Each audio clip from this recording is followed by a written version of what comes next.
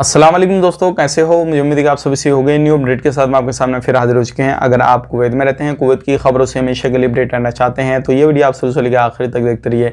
इस वीडियो के अंदर मैं आपको कुछ जानकारी देने वाला हूँ जो क्या इकामा के हवाले से है और हेल्पलाइन नंबर जो है जारी किया गया है वो कौन कौन से लोगों के लिए उसके हवाले से है, और भी जो है लोगों के माइंड में सवाल जवाब रहते हैं उनके हवाले से मैं आपको जानकारी देने वाला हूँ। तो चलिए फिर बिना देरी की वीडियो शुरू करते हैं। लेकिन उससे पहले मैं आपको बताना चाहूँगा, चैनल हमारा पहली बार देख रहे हैं, चैनल को सब्सक्राइब करें और साथ ही साथ बेल आइकन जरूर प्रेस कर दें ताकि हमेशा आपको इसी तरीके से अपडेट मिलती रहे और आप हमेशा हमारे साथ में जुड़े रहें। तो सबसे पहले मैं आपको बता देता हूं, अगर आप बहुत सारे मैंने देखा है लगभग 2-3 बंदे जो है एक कमेंट कर रहे हैं कि हम अपने बच्चे को बुलाना चाहते हैं कुवैत के अंदर, तो क्या उसको अकेला बुला सकते हैं या नहीं।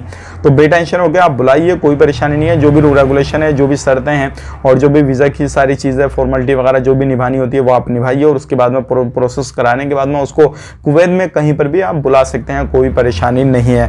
अब यहाँ पे बात कर लेते हैं। मैंने सुबह में वीडियो डाला था जिसमें बताया था आपको जो है 2022 में आने वाले वक्त में जो है इकामा की जो फीस है वो ज़्यादा देनी होगी। तो बहुत सारे लोग बोल रहे हैं कि हम लेबर कैटेगरी में काम करते हैं, हमारी जो सैलरी है 120 केडी या फिर 100 केडी यानी कि 100 ही केडी सैलरी है, 100 दिनार, तो क्या हमें भी ज़्यादा फीस पे करनी पड़ेगी। तो मैं आपको बताना चाहूँगा सब लोगों के लिए है वो, किसी को ऐसा नहीं है कि भाई एक कैटेगरी को छोड़ दिया गया है दूसरी कैटेगरी को, अब सारी लोगों के लिए है। अगर आपको कोई सा भी वीज़ा हो, कहीं पर भी आप काम करते हैं, तो ये जो कानून है 2022 से लागू किया जाएगा। तो ये आपके लिए थोड़ी बुरी खबर है और जैसे ही लागू किया जाएगा आने वाले वक्त में तब भी हम अपडेट दे देंगे कौन से लोगों पे कितनी फीस जो है बढ़ाई जा रही है, क्या नहीं है, वो हम आप तक जानकारी जरूर दे देंगे।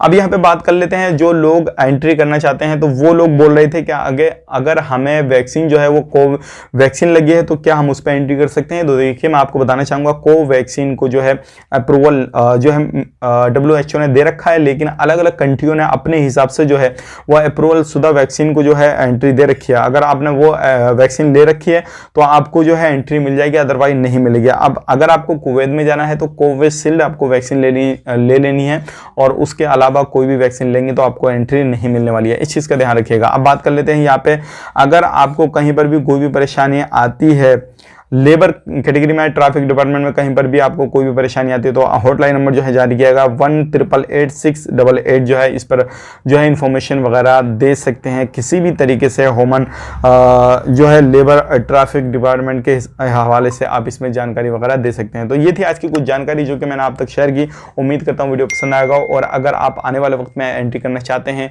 तो आप सबसे पहले अपना वैक्सीनेशन का काम जो है कंप्लीट कराएं। मिलेंगे इस नेक्स्ट वीडियो में, तब तक के लिए आप अपना ख्याल रखें, अपनी फैमिली वालों का ख्याल रखें।